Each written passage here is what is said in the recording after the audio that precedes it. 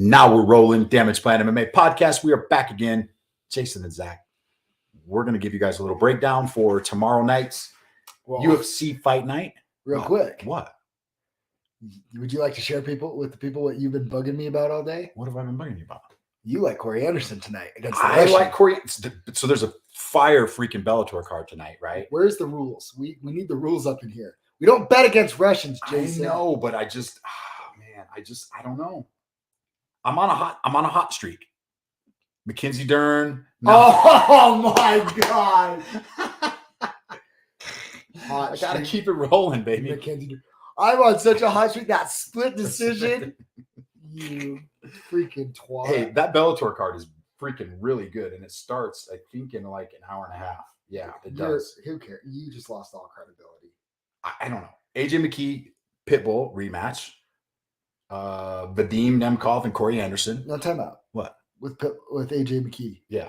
AJ McKee's making a lot of noise. Sounds like he wants to come over to the UFC. Let him. Come on over. No, but he said, he's like, man, how does the Bellator feel when they're undefeated young stud? Michael Chandler just left for the UFC. Yeah. Now they're undefeated young studs, but he's like, I know the top's nice here at Bellator, but the real mountaintop is the UFC. Yeah, go to the 145 division.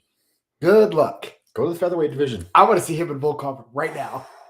He beats Pitbull and finishes his contract. I want to see him in Volkov now. How quick did he finish Pitbull the last fight? He finished pretty quick, didn't he? Like, what, under 2 minutes? I'm looking. Strangled him. Yeah, minute 57. Guillotine. Boom. Does it happen again? Does he finish him that quickly fast. again? No, not that fast. I think Pitbull's, yeah. So you're going cautious. You're going the Russian, Nemkov? You're not betting against the Russian? Dude, I just here's the thing with Corey Anderson. Dude, he's got some good wins. No, he's got some great a 4-fight win streak in Bellator. Hold on. I just gotta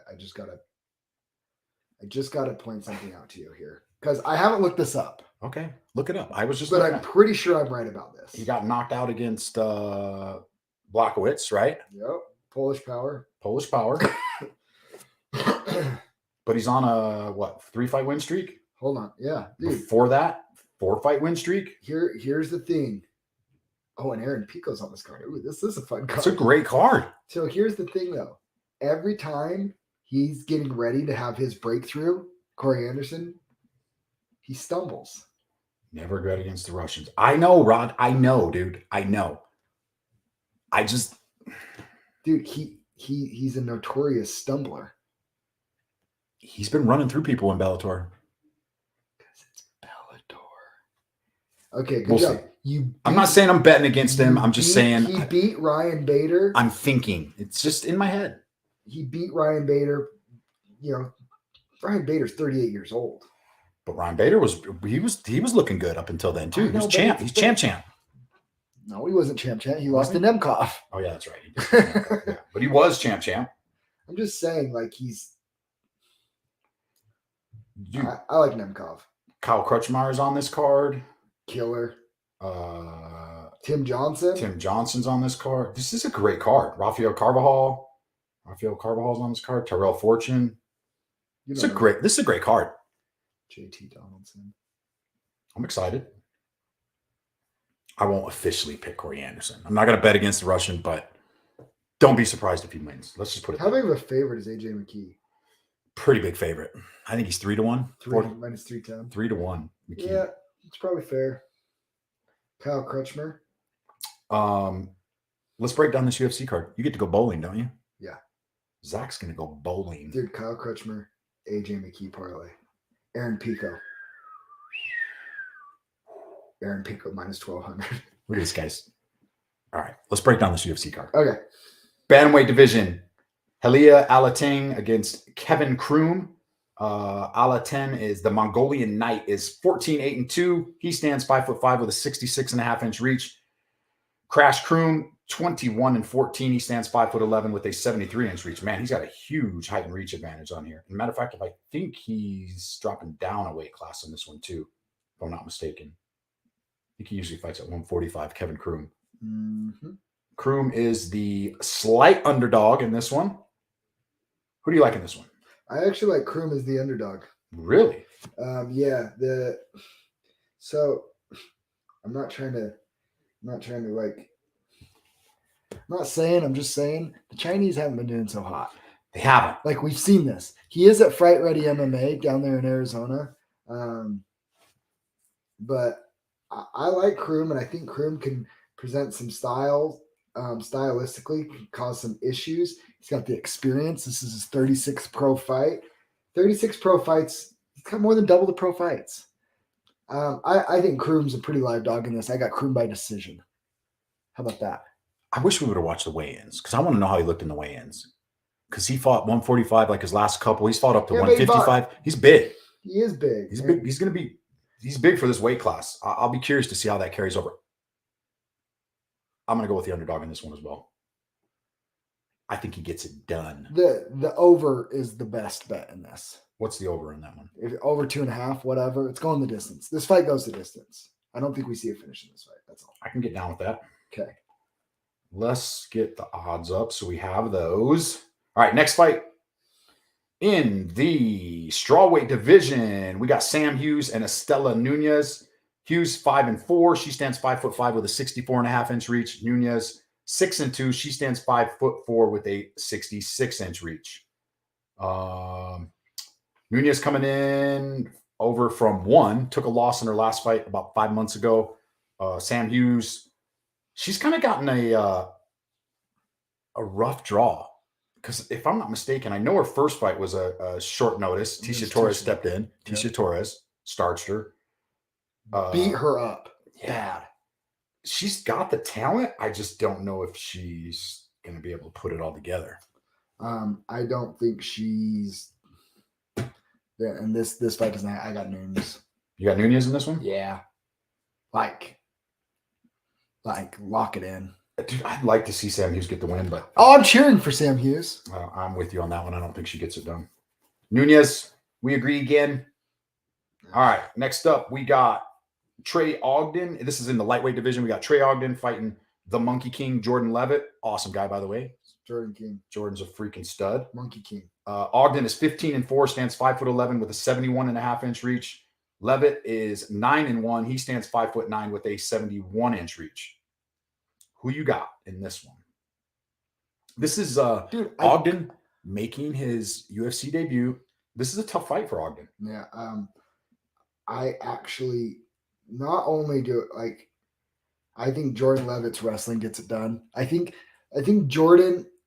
Am I biased? Yeah. Have Ogden? I commentated fights with him? Yes, I have. Do I like his suits? Sure. He's got some nice suits. But really here, what it comes down to, Jordan Levitt is a plus 120 underdog, getting no respect against the 32-year-old. Levitt's wrestling.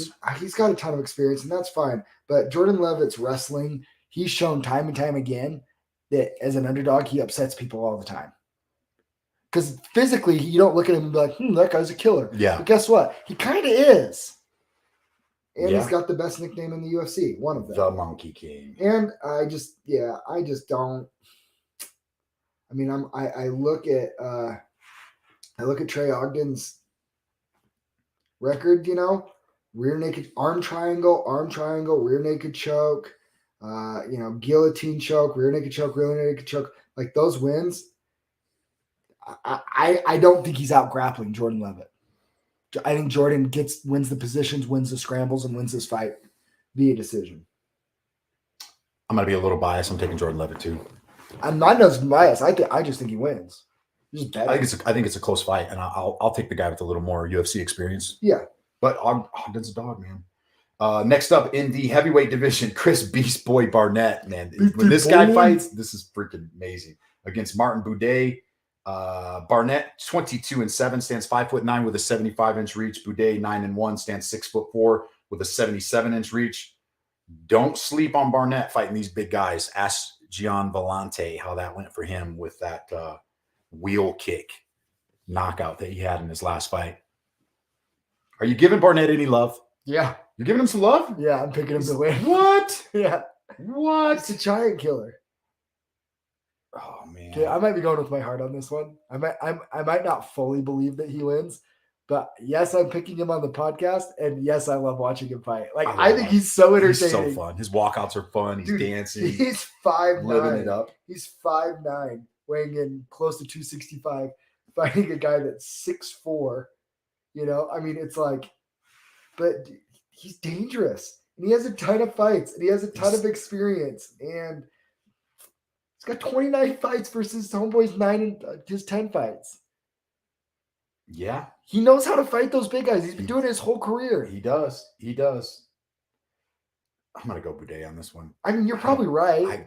But the value at heavyweight, like Barnett. I'm definitely not putting any money on that. Time out. If Barnett pulls this off, though, you got to start putting some respect on them. Put some respect on the name. Next up in the lightweight division, we got Hoffa Garcia against Jesse Bronson, the body snatcher. Garcia is 13-2. He stands 5'7" with a 68-inch reach. The body snatcher, 21-10. He stands 5'10" with a 70.5-inch reach.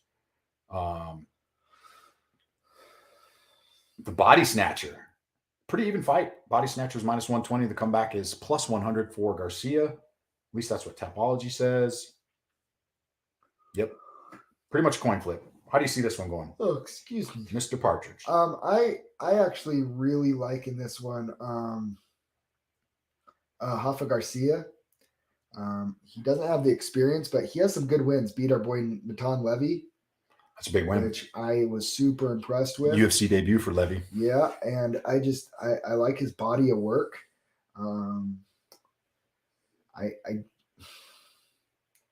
Jesse, for me, he's just, I started seeing those guys up in their mid to high 30s at the 155-pound division.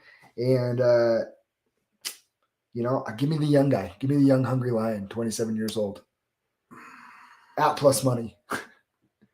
I do like the plus money. You know what I mean? I do really like the plus money in that. I just for the sake of the podcast, I'm going to pick Bronson, the body snatcher, but I don't really have a read on this fight. Wait a second. Are you picking against me? I'm picking against you. Are we disagreeing? We're disagreeing again. We got to disagree. I hate you. We got to agree to disagree. That's pretty rude, Zach. It's Easter weekend. All right, next up in the lightweight division, we got Jakar Close and Brandon Jenkins. Close is 11-2-1. He stands 5'9" with a 70-inch reach. Jenkins, the human highlight reel is 15-8, stands 6 foot tall with a 72-inch reach. I think Jenkins is going to be in for a long night.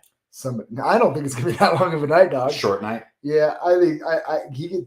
At least you don't get paid by the hour when you're a fighter and you're about to get smoked. Just a flat rate. He's making his UFC debut. Oh no, he lost to Zhang. No, he lost. He's a PFL guy. Close by murder.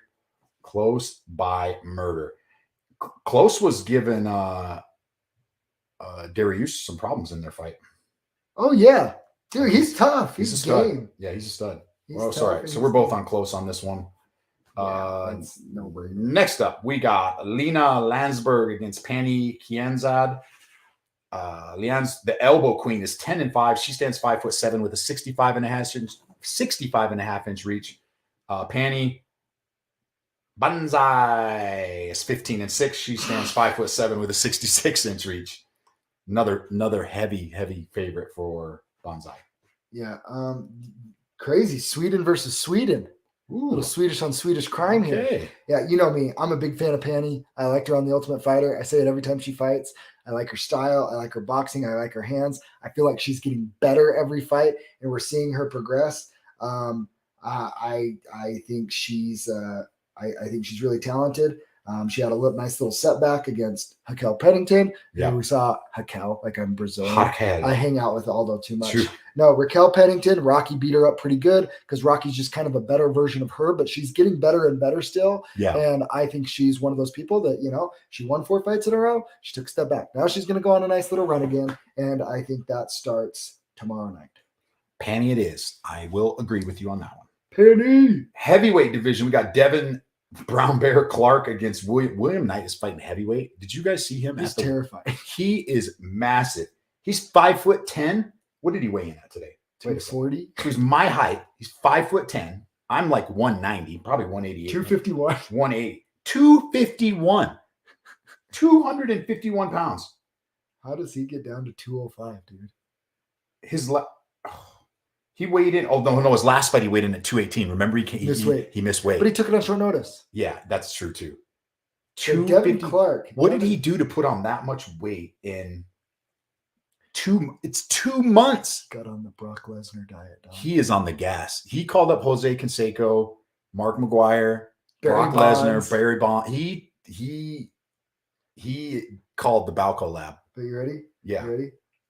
Plus 145 underdog. I mean, he's got a puncher's chance. Give me William Knight. Give me William Knight. What's William Knight by knockout? Because that's the only way he's getting this done. That's not true. It's very true. It's very true. I think. What if he submits him? Plus 300 William Knight by. Book it. Plus 1,800 for submission. Book it. Dude, I kind of like that. I kind of like it. He can crack. William Knight can crack too. Vegas thinks it's going the distance. Oh, that favors Devin Clark. Yeah. I'm going to pick Clark. You suck. You're going Knight? Yeah. All right. Yeah, I'm picking William Knight on this. I'm having fun with this one. I don't know if y'all noticed yet, but like we're just kind of having fun cruising through this one. All right. Next up in the welterweight division, we got Munir Lazez against Ingi Lusa. Hopefully I said that right. I probably butchered that. You butchered it. The sniper is 10-2, stands 6'1" with a 76-inch reach. The last ninja is 8-2, stands 5'10" with a 74-inch reach. So this Lusa guy just fought a week ago. How'd that go for him? He won. That's cool. He's a contender series guy. Oh wow, coming in on short notice. Is this a short notice fight? Yeah. So here's the thing. Ooh. I actually really like the sniper. You're going with the sniper. Yeah. He's 10-2. Odds are pretty close on this one. Yeah. You don't get a bad. You're not getting bad. I mean, minus 200. I mean, for a guy who has just fought 2 weeks ago. Laziz looked really good in his UFC debut. He looked terrible against Worley Alves in it was a Fight Island card. I don't know if you remember that. Yep. I think the layoff, we haven't seen him in almost 13 months. I like him. I like him a lot. I want to go with the sniper too. I need to see something from the last ninja. Maybe he surprises us and pulls off a win. Oh boy. Next up, this should be a banger. In the featherweight division, we got Pat Sabatini against Tj Laramie. Sabatini is 16-3, stands 5'8" with a 70-inch reach. Laramie is 12-4. He stands 5'6" with a 66-inch reach. Sabatini, huge favorite. Minus 500. The comeback is plus 370 on Laramie. Give me Sabatini by submission. Woo! Sabatini by submission is like second round. Plus 140. Yeah. Sign me up. Yeah. Bink, cash it. Sabatini by submission. Sabatini doesn't just win, he wins by submission. I like that a lot, actually. I will he's very, very good on the ground. Sabatini. Now we got Felios. Sorry, I'm getting there, guys. Hustle up. I'm hustling. Bantamweight division. We got Myra Bueno Silva, 7-2-1. She stands 5'6" with a 66.5-inch reach. Mulan Wu is 12-4. She stands 5'8". That's her name. Oh, my bad. I'm just you're calling her Mulan. I'm like, what are you doing? Calling her like Mulan? That's her name. She got the little like Mushu dragon coming out with her and everything. You're gonna get us canceled, dude. You're canceled. You're canceled. Okay. She's 5'8" with a 66-inch reach. Coming off of 2 losses. Yeah, Bueno Silva coming off a loss against Manon Farrout, who is a killer in her last fight 5 months ago. Silva by destroying Silva all day, every day. She wins this fight however she wants. We'll just squeeze on past that one. All right. Next up, we got in the welterweight division, Andre Filio against Miguel Baez. Filio is 14-4, stands 6 foot tall with a 74-inch reach. Baez 10-2. He stands 6'2" with a 74.5-inch reach. How are you seeing this one against? I think this could be fight of the night. It's gonna be a banger. I think there's a lot of hype on Baez, and he's dropped his last 2. Ponzinibbio and Chaos Williams. I'm a big believer in Baez. I like Baez. But it's kind of cool if he can't pull this one off. This could be a Baez could be in some trouble if he loses this one. That's 3 in a row. Yeah, and I think he comes out and I think he puts a statement on this, and I think he wins by knockout. I'm going Baez as well on this one. All right, co-main event. Who was the last time we had a co-main event with two guys? Oh, sorry, I'm yawning. Two guys making their UFC debut for a co-main event. We got Caio Baralo against Godzilla, Omar Godzilla. Okay, so we got a guy who is this is incredible.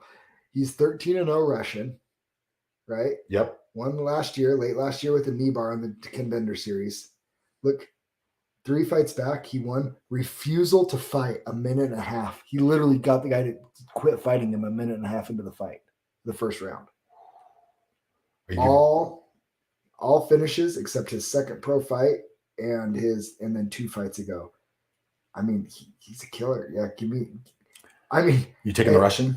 And if you're telling me, hey, you got a 13-0 Russian and you have a 10-1 Brazilian, I'm like, ooh, it's gonna be good. I think it's gonna be a really good fight. But yeah, dog, I'm taking the Russian. Taking the Russian. At minus 135? Are you not kidding betting me? against the Russian? Rod, we're not betting against the Russian on this one. No, sir. All right, main event time. Vicente Lucay versus Bilal Muhammad.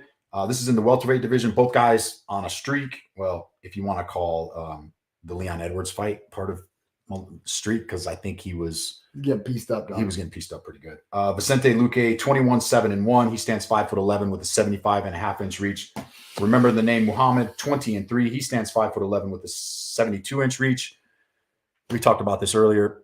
We both think Lucay's just. I think Lucay finishes inside 2 rounds. Lucay's been scary. He is scary. He's terrifying. He only loses to other elite guys. Darce choked Chiesa, who's no slouch on the ground. No. Darce choked Woodley. And to be fair, all those people that were beating Woodley, they weren't finishing him. He finished him. So here's what people are comparing, because I heard this comparison. He's as good as Jake Paul. They're comparing Bilal Muhammad's recent win over Stephen Thompson versus Lucay's lost him 2.5 years ago. I think he's Stephen Thompson's completely different. Stephen Thompson's a different fighter, and that MMA math does not work. Not on this one. Lucay finishes Thompson now. Yeah. And matter of fact, I think Lucay's going to finish Muhammad too. I said inside of 2 rounds. Yeah. 2 rounds? Inside 2 rounds. Let's see what the odds are for that. Sorry. Does he sub him, or does he go 3 for 3 in those last 3 fights for subs? Maybe. I think all that work with Gilbert Burns helps him. Oh yeah, they are pretty good training partners. Yeah. Plus 330 for the submission, plus 225 for the TKO. I don't think this is going 5 rounds. He's on another level. Give me the sub. Dude, where does Lucay go from here? Hamzat if he wins. That's what you do with Hamzat. The winner of this fight? Yeah. If I'm Dana, that's what I do with Hamzat. Yeah. Not Colby. Not yet. Give him this one. Which that's a tough fight for him too. Yeah. I mean, they're all tough fights. They're all tough. Yeah. Hamzat established that he is a top 5 welterweight. Here is the Hamzat's established that. The winner of this establishes themselves as a top 5 welterweight. Yeah. Do it. Covington, Burns, Hamzat versus the winner of this. Book it. Future heavyweight champ. And the champ here. He is the champ. Is he the champ? He is. Remember, he beat Fiji for the title. And still. Yeah. Scary. Have you seen him hitting the mitts? Yeah, I've seen that. Why don't you go spar with him? Why don't you go spar? No. Oh man. All right. I'd play that game where you just inside leg kick and run. Kick, run. Pull guard. Kick, run. And no, just smothers you. I'm not pulling guard on you. No, there's no pulling guard. It's kick, run. Kick, run. Kick, run. All right, guys. We'll be back on Monday. We got a bunch of Fighter Spotlight podcasts for the Fierce Fighting Championship card coming up on April 30th. So tune in next week, Monday and Friday. We'll be stacked with Fighter Spotlights, and all fighters welcome. Yes. Reach out. Yep. Reach out if you want to come on the show. If you are a Utah MMA fighter and you want to come on the show, you have first priority to come on the show. Absolutely. So come join us. We'll see you guys on Monday. We out.